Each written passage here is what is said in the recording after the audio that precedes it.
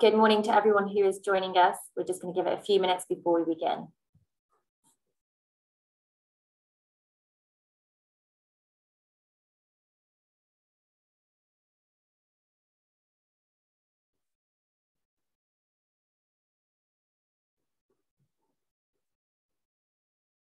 Good morning to all our attendees that are joining. We'll be starting soon.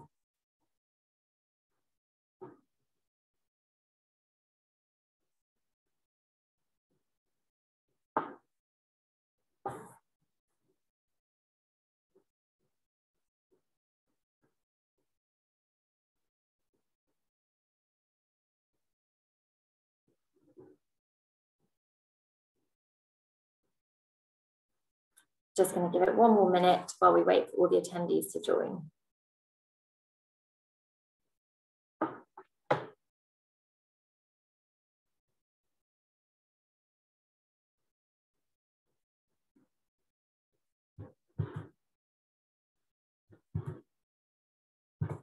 All right then, good morning everyone and welcome to day one of Innovation Week, a week which aims to raise awareness of innovative agri-tech projects. So today we are joined live by experts from 3 projects that look at technology to detect changes in animal behaviour and welfare on farm. So before we get underway with the presentations, there are a few housekeeping rules. So this is a live webinar and it will be recorded. Questions will be taken at the end of all presentations and we will be online for 1 hour and 15 minutes.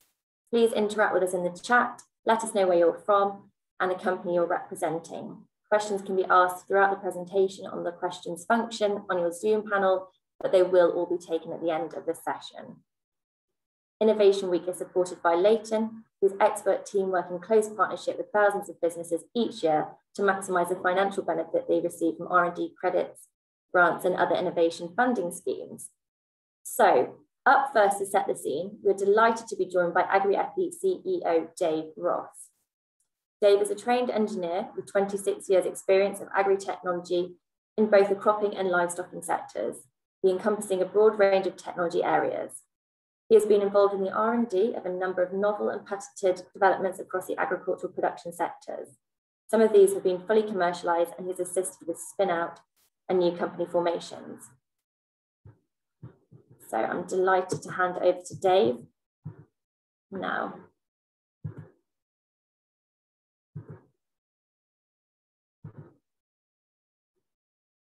Dave, you're on mute.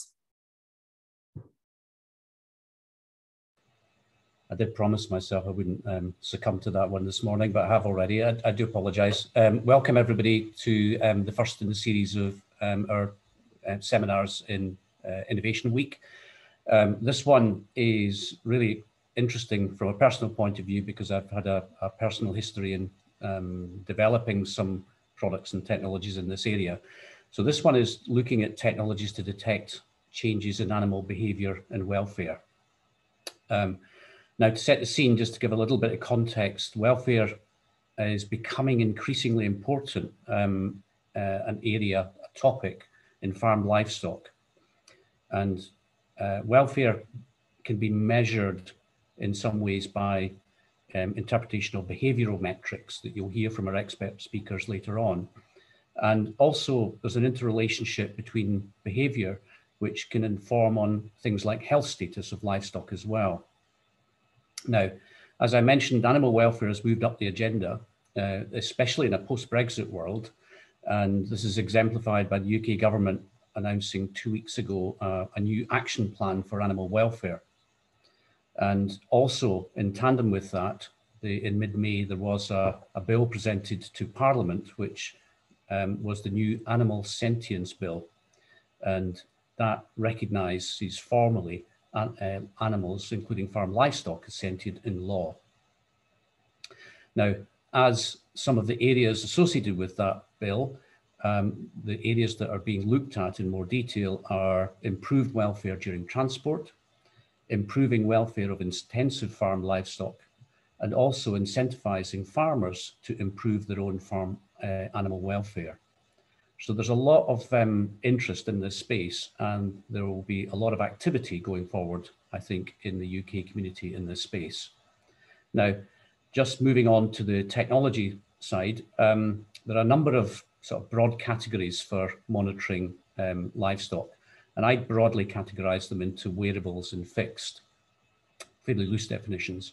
Wearables are the type of technology that actually mounts on on an animal, and it can measure behavioural activity, physiological parameters, and it can also deduce some activities such as eating and rumination.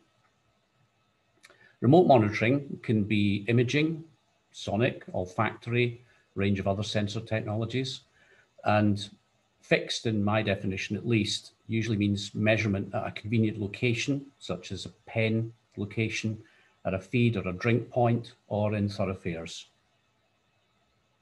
Mobile technologies, which are remote, can include things like aerial imagery in all its forms. And as I say, we have an example today of the emerging what are called assist technologies that can be wearable for the livestock keeper and augment and provide information in real time on livestock within the field of view. And applications here include monitoring of group behaviours, identification, augmentation of other data from other sources. But I'm sure our expert Gary will illuminate more on that later.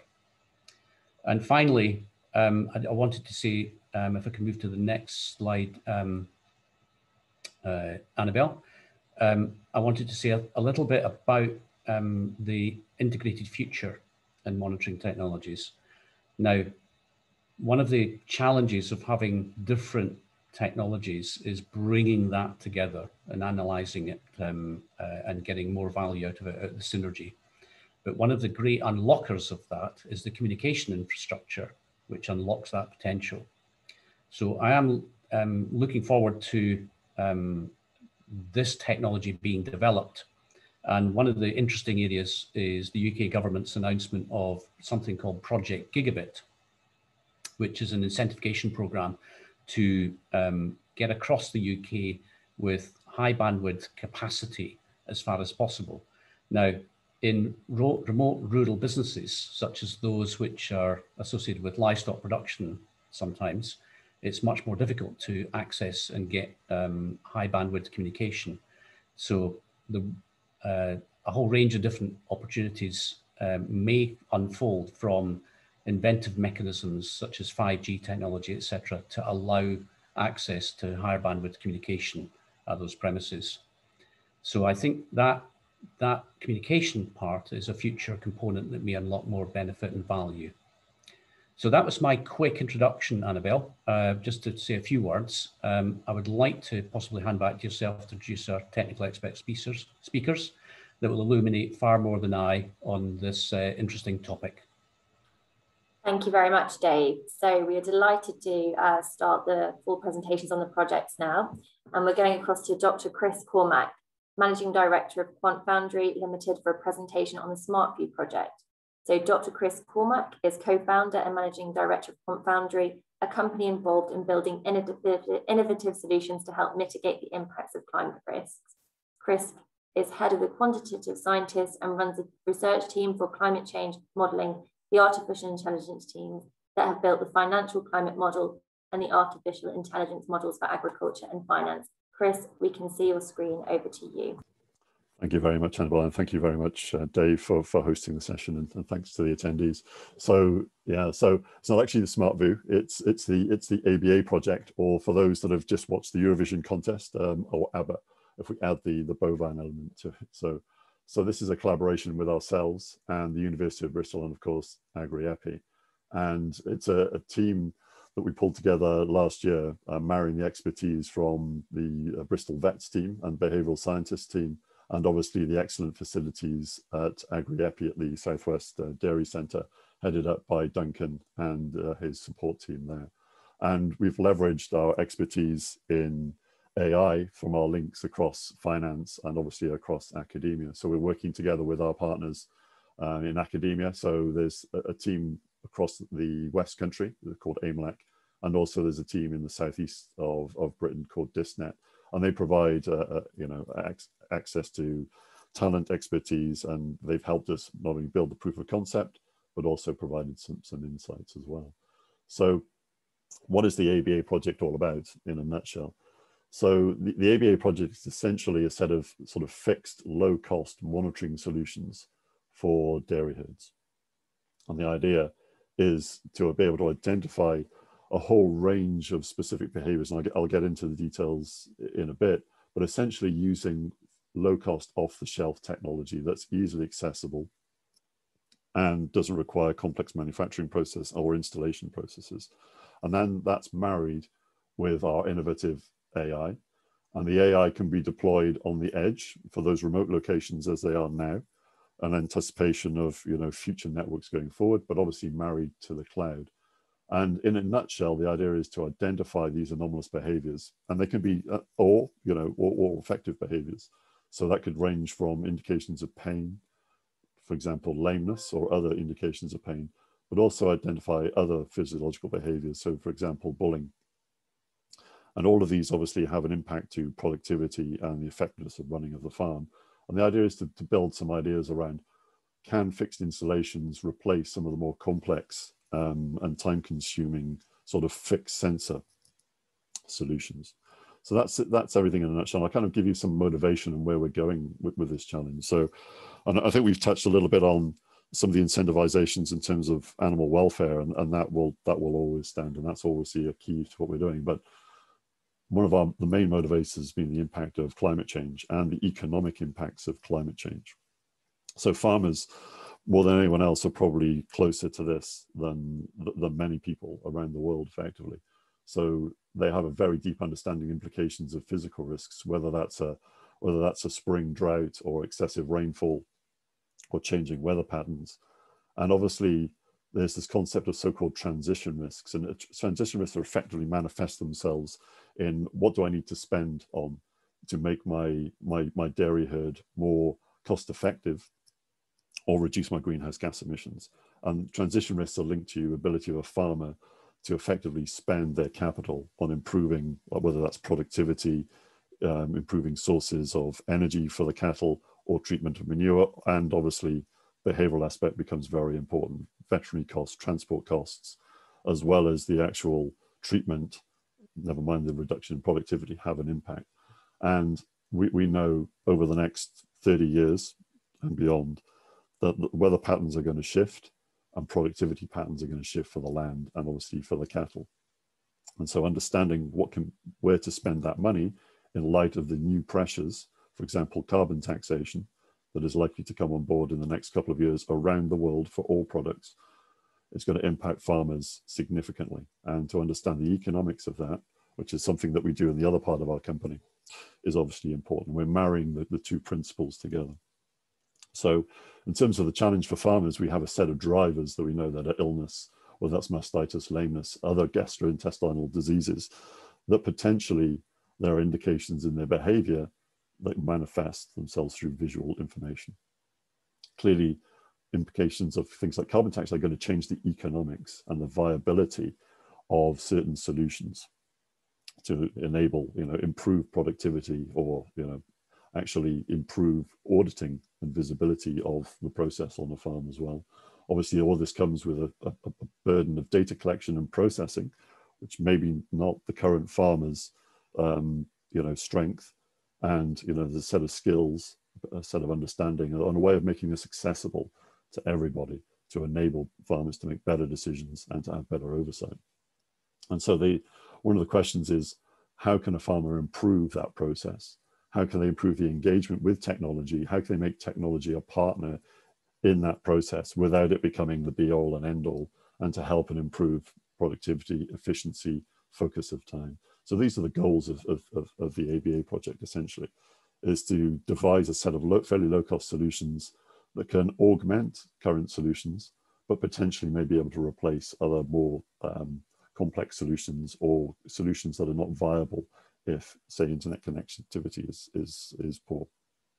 So, going back to what is the ABA project? So, at the Southwest Dairy, we've been building a very unique data set, monitoring the animals, and this is just one of our camera views that we have here.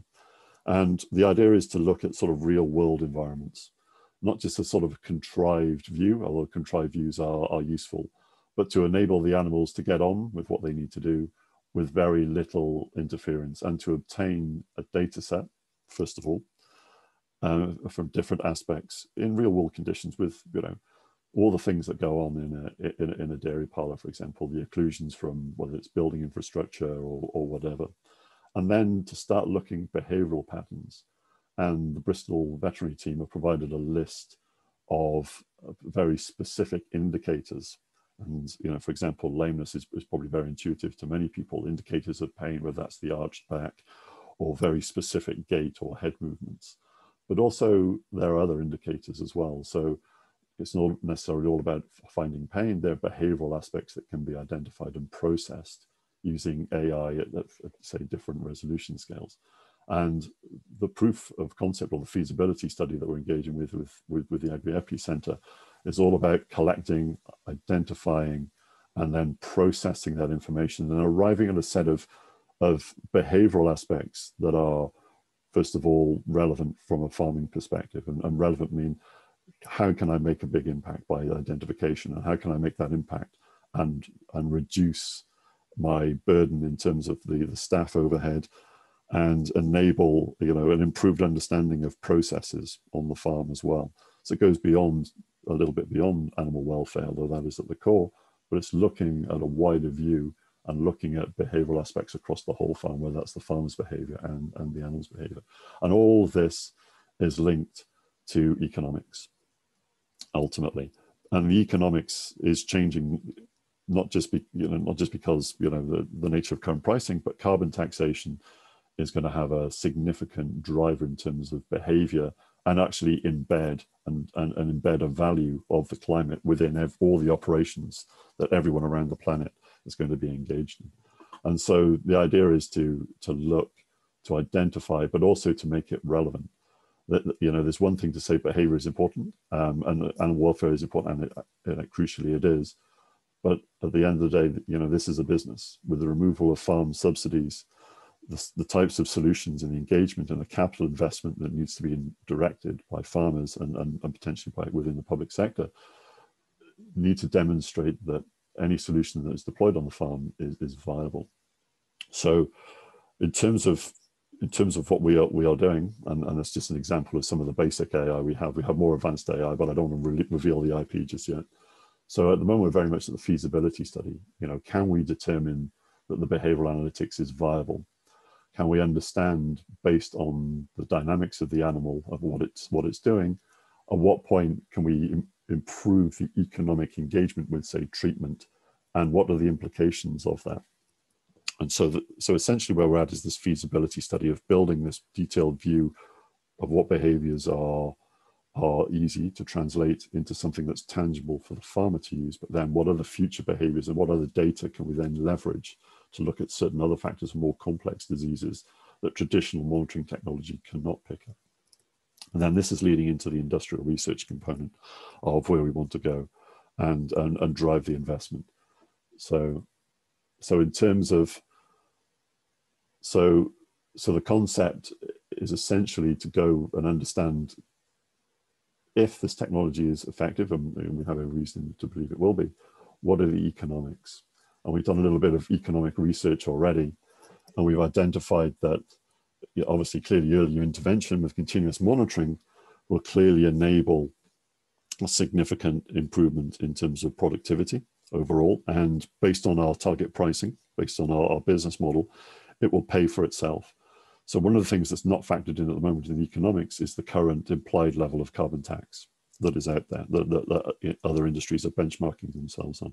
So even at the current levels of carbon taxation, the costing of our solution becomes an economically viable cost saver overall, just in terms of the carbon tax.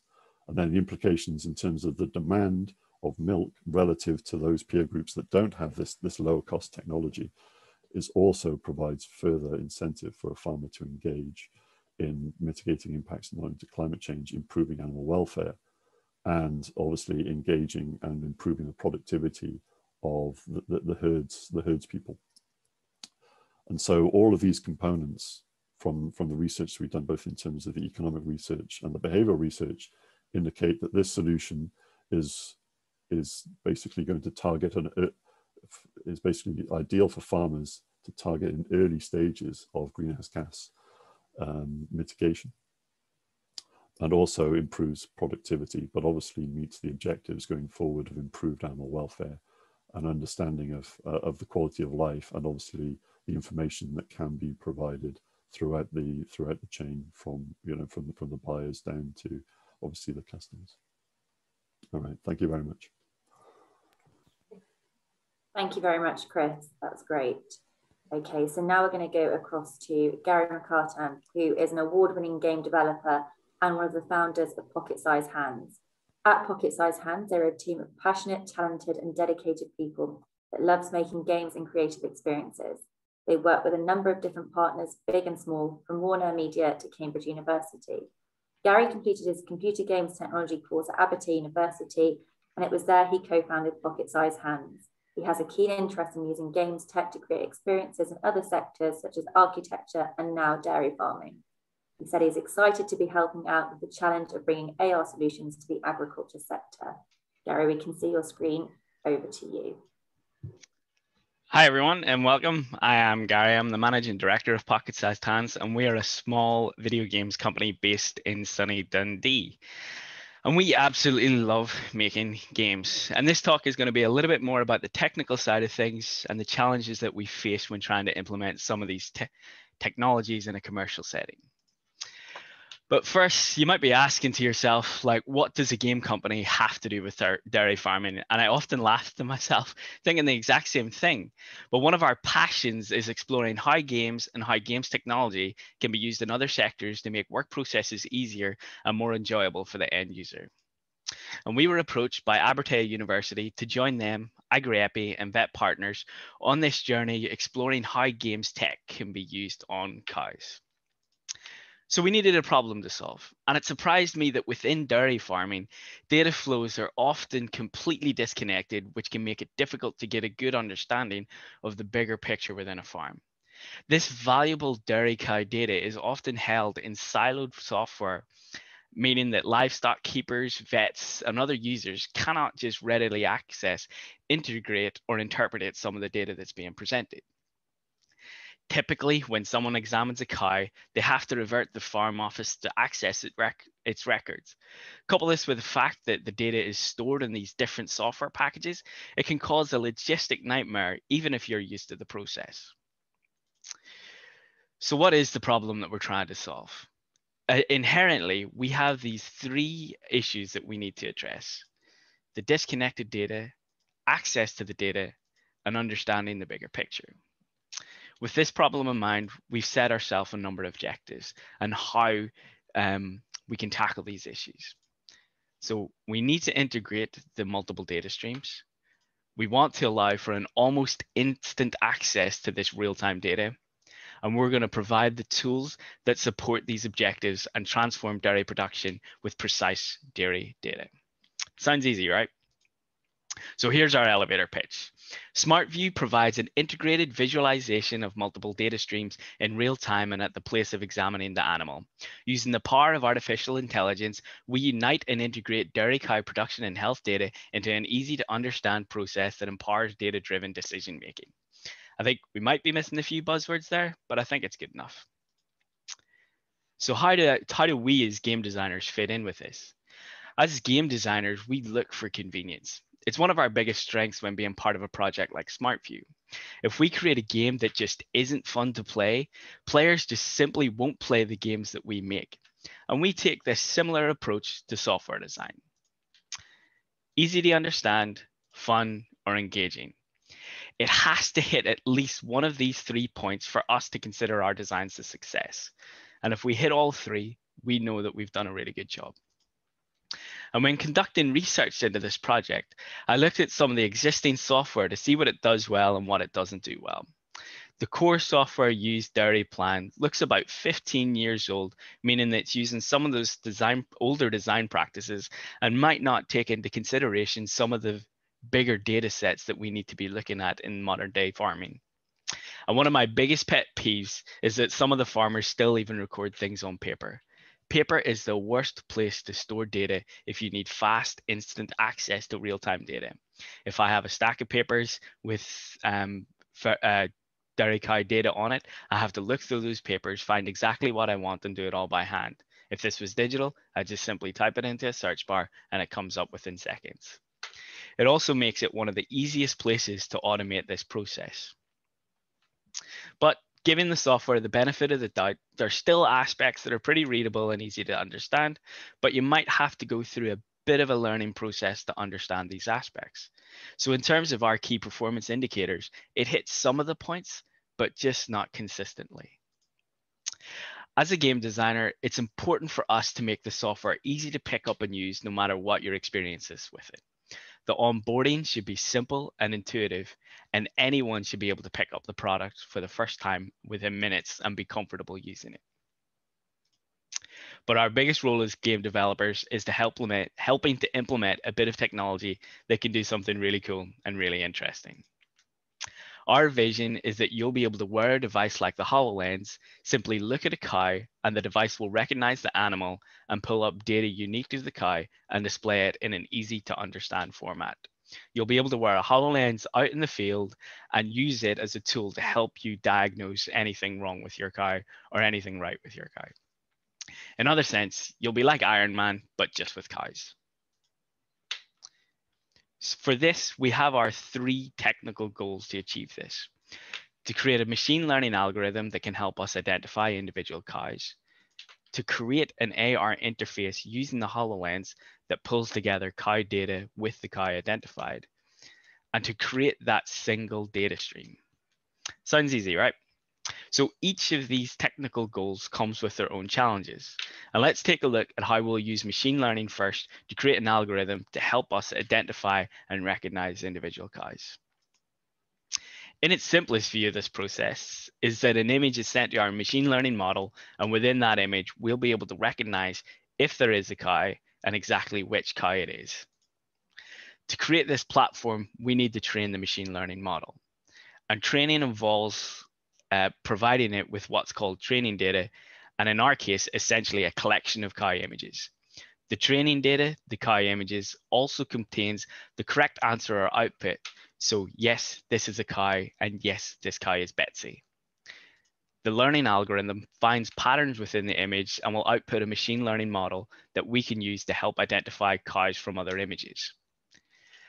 The cows we use to train the model is one of the most valuable assets in creating a platform that will be accurate and efficient. But effectively, collecting these issues is our main challenge. We need not hundreds of images, but tens of thousands of images. The more images that we can use to train the model, the more accurate that it's going to be. COVID has also presented its own challenges where we haven't had the opportunity to set up our own cameras to automate the process of collecting images. So currently we're using CCTV images to train our learning model alongside the existing data sets from other research projects. Doing this manually would just not be very fun, and it would also be very, very expensive, or could be very expensive. So on paper, this is pretty simple. There are already a number of proofs of concept machine learning algorithms out there that reach a high level of accuracy with identifying cows. But to put this into practice, cows are just not simply team players. The herd sizes changes. Some cows are easier to detect than others. They crowd together. They don't always look at the camera. They look different in different lighting, but worst of all, they get mucky. These are all real world challenges we need to consider when developing our training model, and each can cause its own issue, allowing us to create a model that is accurate at identifying a cow. The second part of this technical challenge is creating a user interface that allows us to easily identify cows and display data in real time. It was a no-brainer for us that the HOLOLENS was the device that we wanted to use for this. With HOLOLENS and technologies like AR, it can be often very difficult to describe or understand how it works without actually experiencing it for yourself. Watching a video of a flat screen doesn't do these technologies justice. But with that in mind, let's have a look at the video to show how we're progressing. Now, due to COVID, this has been recorded in one of our developers' house, and unfortunately, he doesn't have any cows to hand. But here you can see that he's bringing up a test menu with that cow information. These menus you can point at and control with hand gestures, and you can place them wherever you like. And even if you walk away, you'll come back and they'll still be there. So you imagine if a cow's in a crush or within the farm or within the dairy parlor, you can put up menus around a specific cow, leave it, go to a different cow and come back. And all this information will be there ready for you just to look at. This allows for that almost hands-free access to data that can be placed and viewed anywhere. And hopefully with this prototype, you can see how this would work within the real world. But of course, with the HOLOLENS, we have our own set of challenges. And one of the biggest of which is familiarity. Not many of the general public will have used a HOLOLENS, and while these days we might all be technically competent, this is a completely new standard with interfacing with a digital application. There'll be an inherent learning process for the HOLOLENS which will affect its ease of use within the application. There will be a bit of an adjustment period for the technology until it's considered a mainstream product. And then there are also the technical limitations with a HOLOLENS that we need to consider. The field of view in the device is quite narrow. When you use the HOLOLENS, if you've used it before, you'll see that it's almost like looking at a TV display in the middle of your view. Text can be difficult to read at times, and it can be a pretty bulky device to wear, and it also can be pretty expensive, especially for someone who's not seen this type of technology before and just wants to jump in and get using it. But these limitations, however, will not be an issue just as the technology progresses. And there's some design and safety issues that we have to consider as well. Using a device like the HOLOLENS around livestock, we need to ensure that vision is never impeded. We don't want any cows knocking into you as you're playing with your new headset. And especially with farm machinery, we need to ensure that while you're using the HOLOLENS, you can still do your daily job and operate any machinery with no obstruction and safely. And the final part of this technical challenge is collating everything into that single data stream. And again, this is another issue that's simple on paper. We should be able to develop a program to export data from other software that collates it into our own database. And to access that data, we need to create an interface to allow us to access the most up-to-date data within real time. But there is a big problem, and it's access to these systems are limited. Access to software is limited, and you can imagine why other companies would be hesitant in giving us access to their software. But nonetheless, there are means in which this data can be obtained. It just means a little bit of extra work for us developers. On completion of these three technical goals, we'll have a machine learning platform to identify individual cows with the HOLOLENS. We can pull data from our central database and be able to display live data in real time to the user in a quick and ergonomic way. All in all, with everything considered, this project is an exciting step into the future of agriculture. The project leads the way in enabling development of easy to use, easy to install, and easy to maintain technological solutions within agriculture. We can look forward to the development of trusted industry standard approaches to data gathering and data sharing. It will make projects like this easier to get off the ground and make the commercialization process a simpler one. As well, the combination of multiple machine learning methods into a bigger pipeline presents many new and exciting opportunities. In relation to this project, we can look forward to being able to easily segment the identification process into steps that can be automated even further. Essentially, we're going to be using machine learning to do more machine learning. This concept of precision agriculture with the help of machine learning is the future of agriculture. To meet these global emission targets, to meet future global emission targets will require effective management and tracking of many individual herd-wide parameters. Machine learning also allows us to combine those data streams and crunch the numbers effectively. And finally, just looking back 20 years ago, some of us may not have even had a mobile phone, but for now, either better or for worse, we're all connected digitally. 20 years ago, it would be very difficult to imagine how smartphones would change our lives. And 20 years from now, it's going to be very difficult to predict how different our lives will be because of machine learning and emerging technologies such as augmented reality and virtual reality. SmARTview fits into that future, and we look forward to sharing more of our product as we continue development. Thank you. Thank you very, very much there, Gary. Okay, so we're now moving across onto our final presentation for the day with Dr. Rick Deer.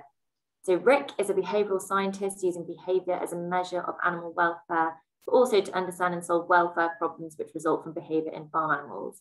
He studied a BA in biological sciences in Oxford and stayed on in Oxford to do a Doctor of Philosophy in Animal Behaviour with Marion Dawkins on social recognition in chickens. Since 1997, Rick has worked at SRUC in Edinburgh. He has worked on the issue of hunger in broiler breeders and a variety of questions in pigs, including social aggression, hunger in dry cells, farrowing systems, tail biting, and mounting. His current focus is on the application of machine vision technology to automatically record pig behaviour. Okay, Rick, if you'd like to bring your presentation up. Okay, just give me a second. Just having some last minute screen issues.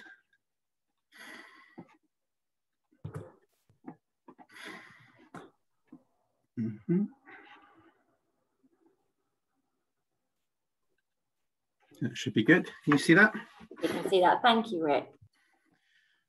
Right, so yeah, the title of my talk is TailTech, using 3D cameras and machine vision to monitor pig welfare. So we first got interested in this area thinking about the problem of tail biting. So this is where growing pigs bite each other's tails, causing each other injury. This can be a welfare problem because it's painful for the pigs that are bitten, and it can be a route for infection, and leading to carcass losses. So that's bad news for the pigs and for economics of the farm, and it's also not very sustainable because that's waste. It's been quite a difficult problem to solve, tail biting, because it's multifactorial risk factors. So chiefly a lack of manipulable material, limited feeder space, but also various environmental stressors can cause the problem. So tail docking is widely used to reduce the risk, but the industry are under increasing pressure to change this practice, and there's been an EU ban on the routine use of tail docking in place for quite a few years now. But regardless of the farm and regardless of the risk factors, what we generally find is that tail biting is unpredictable. So it happens in unpredictable outbreaks. It starts without warning, and it can, quite quickly and spread within the group. As well as tail biting, there's also ear and flank biting, seem to be similar kinds of problems, not talked about quite as much. So the starting point for our innovation and thinking in this area was the discovery by us and by other researchers that when tail biting begins, pigs hold their tails low. So I'll show you what I mean by that. In this image, you can see a pig on the right there with a curly tail, a pig on the left with a tail that's held low. So in this video, we focus on the pigs at the back of the screen there that are facing away from us near the drinker.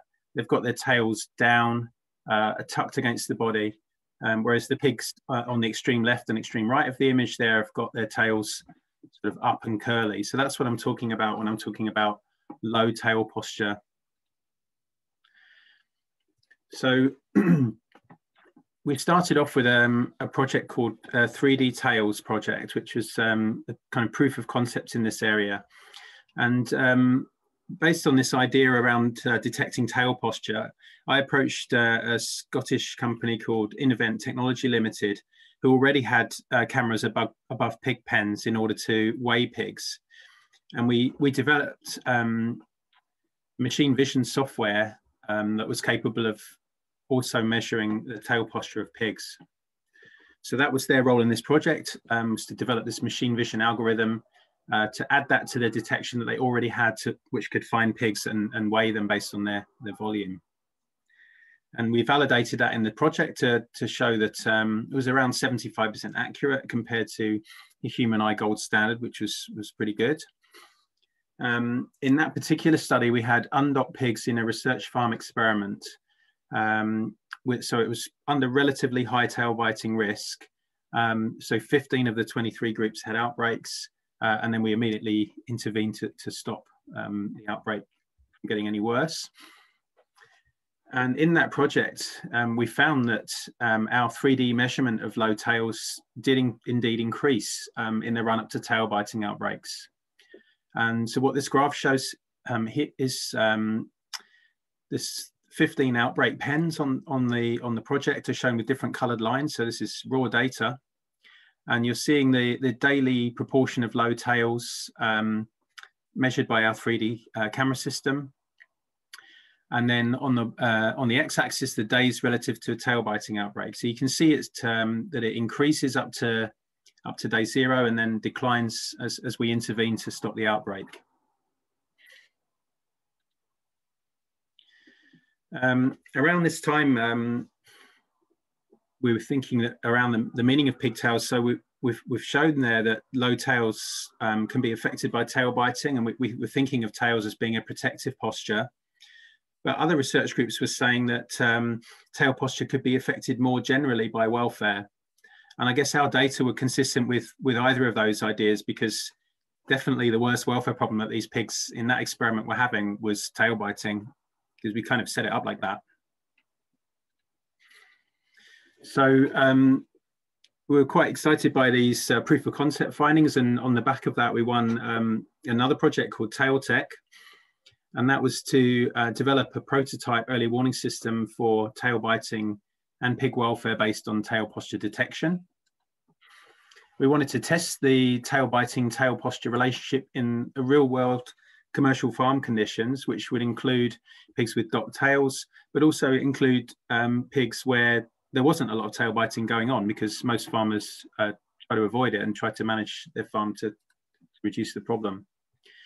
And we also wanted to investigate whether tail posture was affected by other aspects of pig health and welfare, as these other research groups were beginning to say. So in the project then we had 41 batches of pigs from 7 diverse commercial farms over 17 months. And we've got more data since this was, since we analysed this. So these farms were diverse in the sense that we had straw or slats on the floor of the pens. We had different pens and group sizes. We had docked and undocked pigs, different breeds, different parts of the country, quite diverse. We had 3D cameras collecting tail posture data positioned over the feeders of these pens.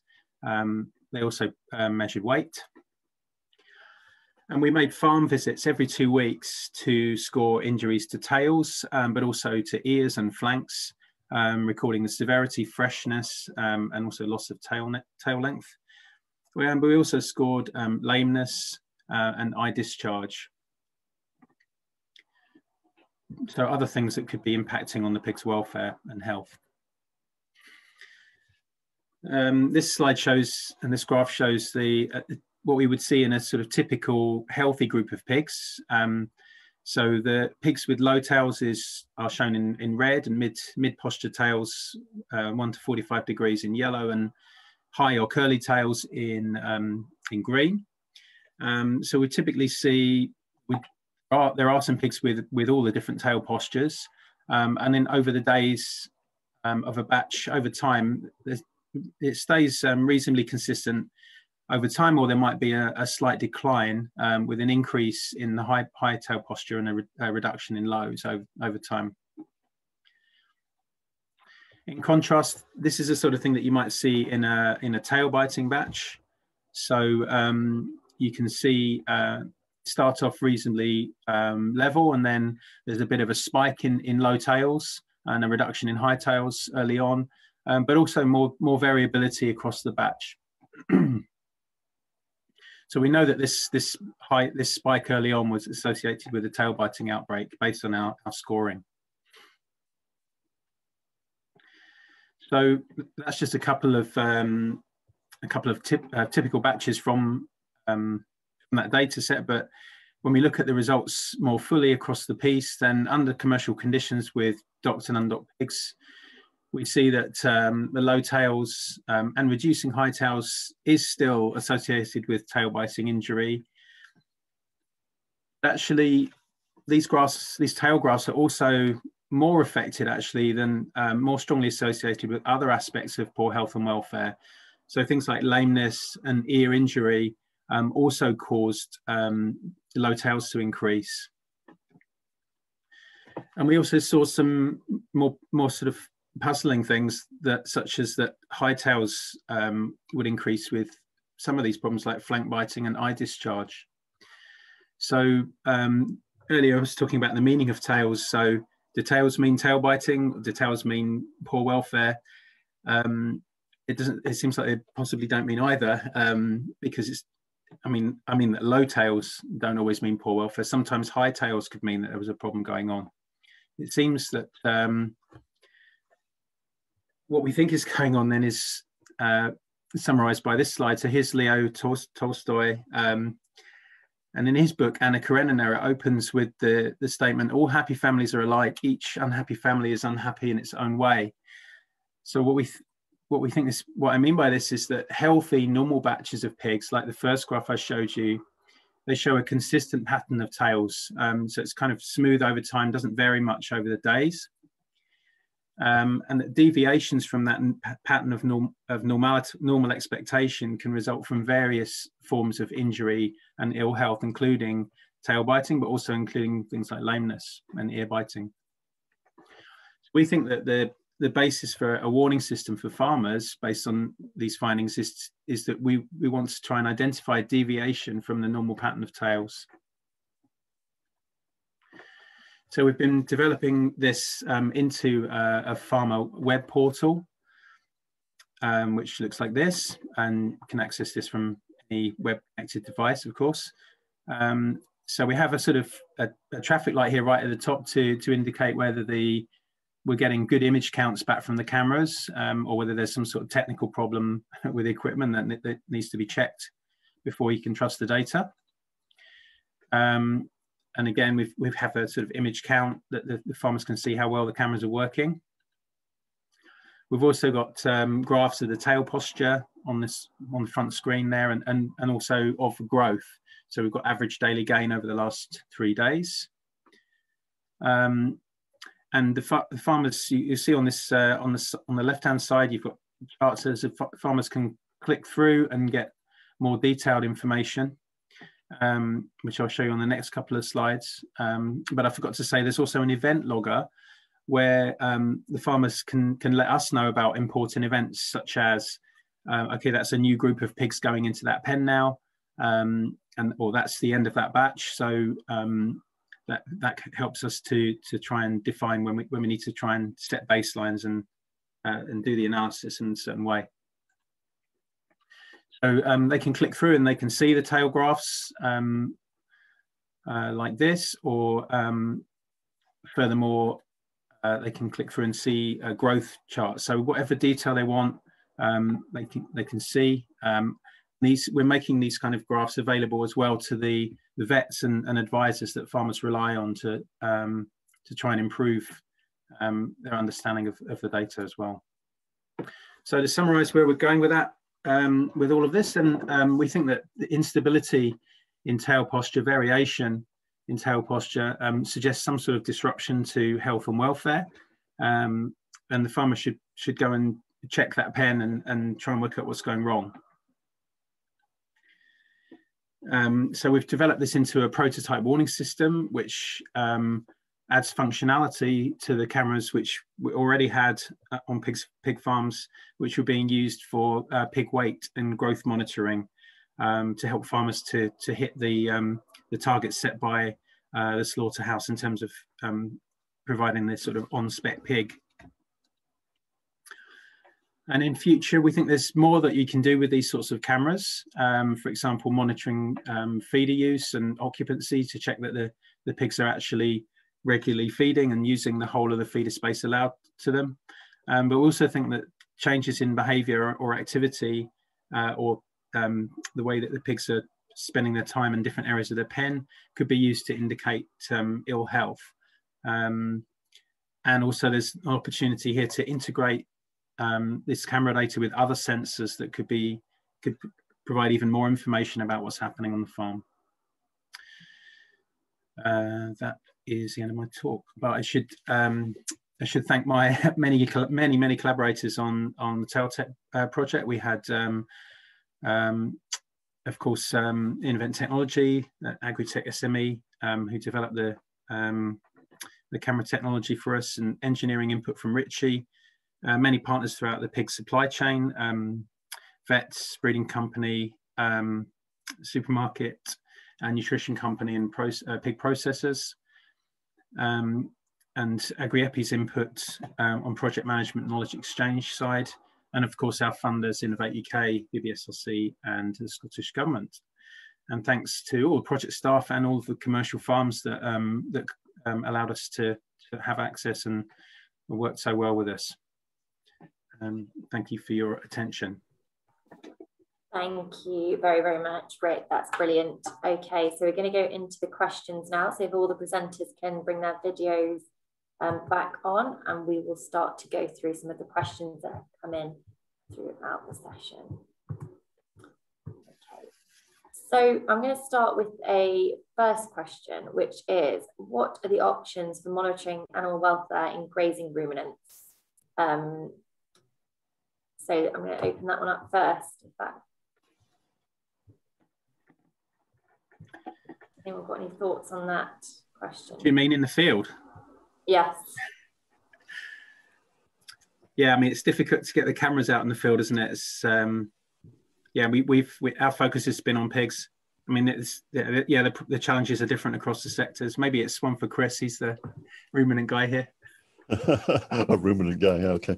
I'll check my stomach later. Anyway, so yeah, no, it is a genuine challenge. I think in the field, it's, you know, although part of the project that we're on, we have a kind of an in-field study, but essentially because we're looking at behaviors that are primarily indicating at pain that impact productivity, I think it's one of these things, you know, what does the farmer want to monitor? If they're concerned about, for example, the intake of energy or proteins and so on and so forth, then there are measurements that can be taken as they go to milking, for example. You can look at things like body condition scores. I think it's all about, you know, that targeted, you know, view of the animal. What do you hope to achieve by observing the animal grazing? And a lot of it kind of boils down to the economics. You know, what is the energy input, and what are the output factors, and how do you want to, you know, monitor the welfare of the animal? Is the grazing process something that you want to monitor? Are you concerned about the animal when they're outdoors? Are they ruminating, and so on and so forth? You know, if that's your goal compared to, let's say, an indoor behavior, and how do you want to capture it? I think it's and then obviously with that data, how do you want to change the animal's behavior? And maybe the changing animal behavior is the type of nutrition they're receiving, or the pressures on the environment. You know, do they have enough shade if they're outdoors, for example? You know, that could be a significant factor as well. So, you know, it's a matter of monitoring is certainly one thing, but obviously what are your objectives and how do you want to mitigate it in terms of, you know, the outputs? But it's a very relevant question as the climate changes, for sure. Thank you. And we've got one that's come in that says, great tech, but how will you bring the user farmer along on the journey, showing them the benefits of the tech so they use this tech every day?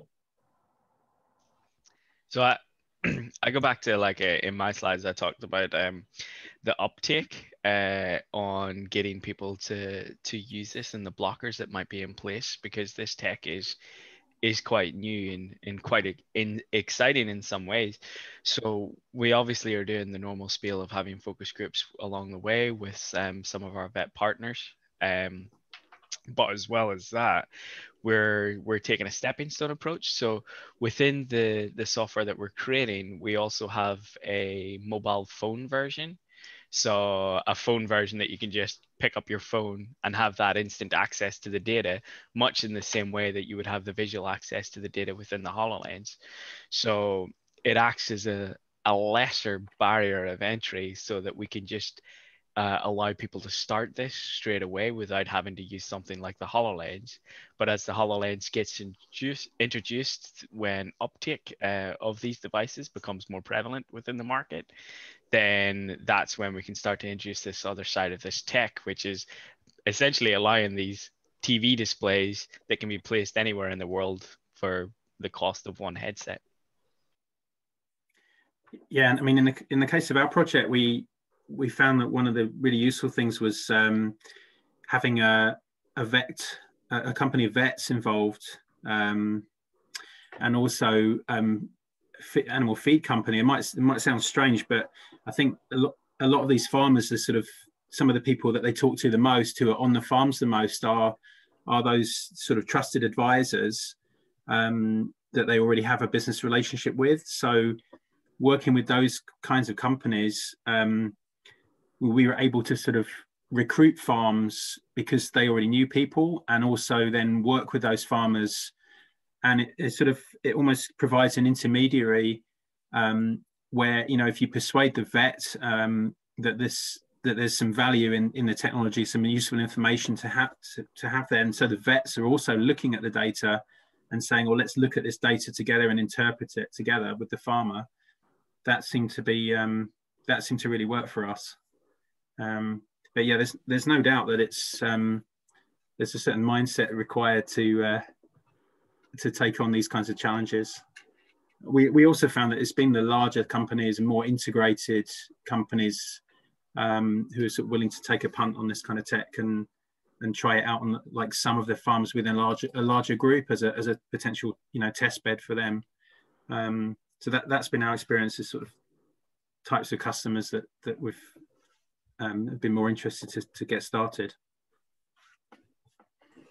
Yeah, on our side, we're kind of taking a slightly different view, and I think given some very recent announcements from the government regarding sort of capital payoffs for farmers to help modernize for whatever motivation that may be, and I think, you know, farming is becoming a precision science in many ways, and the dynamic is changing, and you know, attracting, you know, that view as, you know, how to provide welfare oversight capability and to link that with a keen sense of economics, of kind of that step change, is important. And obviously important, especially as the UK transitions out of its EU sort of legacy, if you like, into a more modern sort of you know, farming, a bit like New Zealand has gone through, for example, as a process.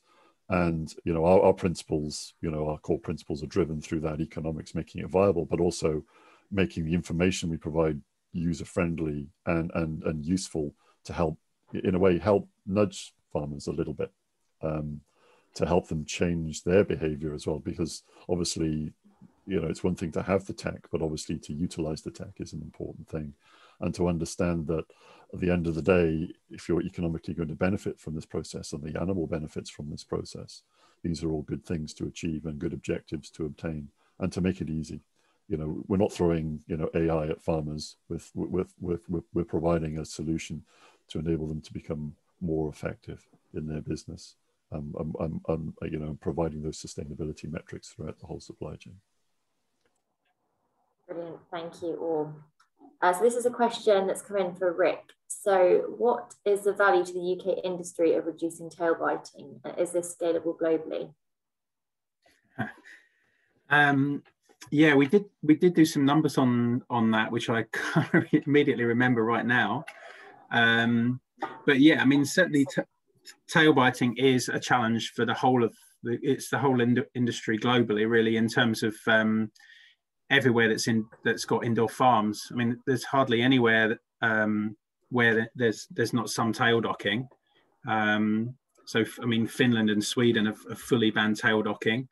But they still have, obviously they still have challenges managing those long tail pigs. So yeah, I mean, it's scalable, and we have Innovate Technology Limited, our SME partner on this. They've sold this technology into Europe through a partnership with SCOV, a big building and ventilation company. And so yeah, we've got units in Germany and in Denmark. So yeah, obviously we hope this is going to take off. I mean, I think one of the things that's important about it is affordability. I mean, some of these the 3D cameras, and they're not as cheap as mobile phone cameras just yet, because of the number of them that are produced. So I guess the way we sort of see ourselves solving that is, okay, we've got weight, we've got tails, but I think we can add more useful functionality in terms of more behaviours and interpreting those behaviours for animal health. So that requires, you know, more validation.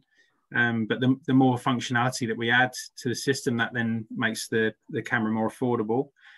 We're also looking into cameras that can move on a sort of overhead cableway along the barn. So if you've got a series of small pens all in a straight line, you can kind of have a camera that moves along and monitors them all. And also, yeah, the thing I was saying earlier about affordability in relation to the types of buyers, of integrators and larger companies who are looking to put these systems in on some of their farms or on their new farms.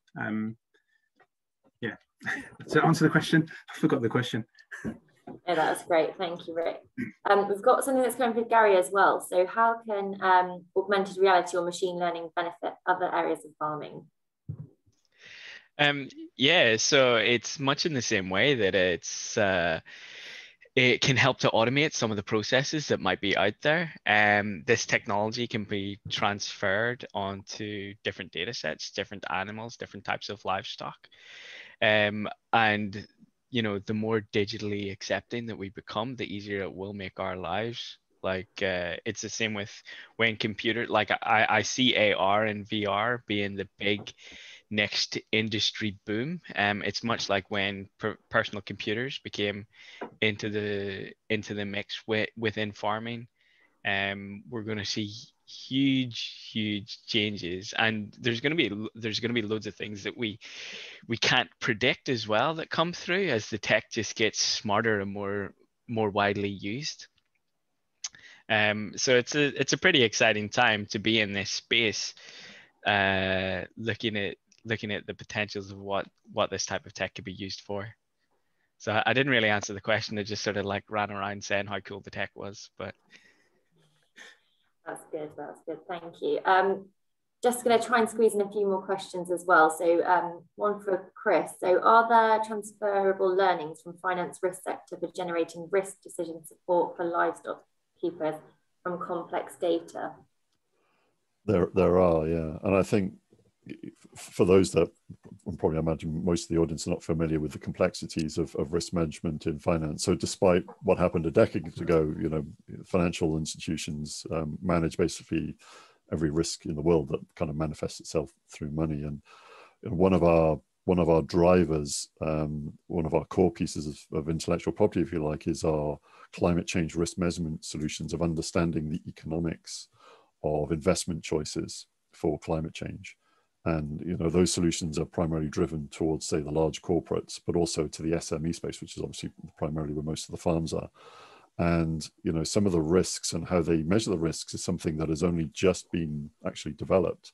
So we're actively involved through my links with Imperial and the intellectual property that we've developed to actually help measure these risks and define these risks. And, you know, we are actually actively involved with the 88 central banks in the world defining policies of how people can measure and translate these risks. So we've developed quite a sophisticated view of how to, you know, from our experience in finance, of how risks can manifest themselves, if you like, from an economic perspective. And understanding the sort of the value and the choices that need to be made, if you like. So what are the risks to the farmer? So there's a number of different risks. So there's behavioral risks. If you don't treat your animals well, your suppliers will disengage and your customer base will disengage. There's the pure economic risks that exist now in terms of the loss of productivity, direct costs and indirect costs. But there's also the emerging risks of carbon taxation and how that will influence demand and obviously influence your, you know, upfront cost base, and understanding how you can mitigate those through different technologies and different choices. And then there's the opportunity. What technologies are priced effectively to help you reduce those risks?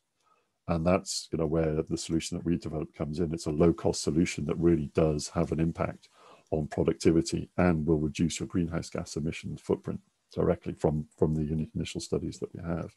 And all of these things help mitigate risks, whether it's, you know, the demand for your product, the engagement with your distribution network, and obviously the economics, and understanding how they manifest themselves and the complexity of that interplay, if you like, and the detailed audit that farms are, you know, they've already started this process, and being able to map, you know, these economic factors is something that, you know, we can bring along, and that's, you know, that's part of the philosophy and the engagement with this model, as well as the sort of technology, the AI piece, you know.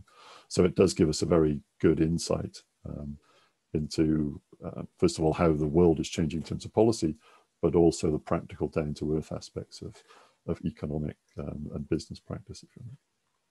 Thanks, Chris. Thank you. Just a few more questions. So I think they can send this across to Dave, but it's what are some of the future government incentives that may enable farmers to take up this technology? Thanks, Annabelle. That's an interesting question. I think if we look back to November last year, when the Secretary of State did his speech at the Oxford conference, a number of things that emerged around the same time, where DEFRA announced what's called a Farming Investment Fund for certainly England, and other models are being looked at similarly within the devolved areas. And that Farming Investment Fund at the time is looking at effectively reinvestment, co-investment with landowners, farmers, livestock keepers, to support both innovation and productivity. So it's likely that these will come forward this year or possibly next, and they may offer grants for such, you know, capital grants for equipment, potentially technology and infrastructure. So that's one area where there's a possible co-investment opportunity for these new technologies as they come through. I will say that the government will look at technologies that are commercially available, shall we say, within that scheme, I guess. And there are likely to be other schemes, in my view, that will come forward that will further incentivize, particularly in the health and welfare area, that will encourage farmers. Again, DEFRA have suggested this a couple of weeks ago as part of their action plan to incentivize the farmers to increase welfare. And I suppose the open question is, there's lots of different mechanisms and sensor technology, etc. We've, you know, heard lots today, and there's lots that sit wider afield internationally. And I guess the question is, how do we create a resilient and informative and effectively accurate mechanism across the welfare measurement spectrum that can inform and guide and provide evidence base for that direction of travel that can validate any incentivization process. So I think there's a lot to play for and a lot of interest in this space going forward, and certainly a lot for extensive livestock where, for example, cameras are possibly less utility, and wearables and leg mounted and, you know, neck mounted equipment might be more suitable, but right across the space where there could be opportunities for both technology and farmers in the UK to make best use of those integrated technologies to deliver for their customers, the government, and effectively themselves, because farmers are all interested in their own animals' welfare. Great. Thank you, Dave. I'm just going to take one more question before we finish, and it's really to everybody, the presenters, but how are these products, technologies likely to roll out commercially? Gary, do you want to go first? Yeah, so I think that this is part of the feasibility study that we're doing. You know, like, this is very, well, it's not quite proof of concept. The concept is being proven, but now we're trying to get out and prove that this can actually work in a commercial setting. I think we're at a stage where the technology that we're using isn't quite ready, but as the cloud platforms that we use develop, and as the AR tech develops, we're going to see this roll out not just in farming, but we're going to see a rollout of AR in many other sectors, and especially I think it's going to be a much more personal use thing as well, where we'll have one day 20 years down the line where no one's using mobile phones anymore, but we're all using these AR headsets. And part of what we're doing is just preparing for that eventuality. And just as I mentioned earlier as well, we're taking that stepping stone approach where we can slowly phase in this technology with this system using just mobile phones to start with, where people can access data on their phone just by looking up a particular individual cow. And then once the technology is ready, we can phase that into.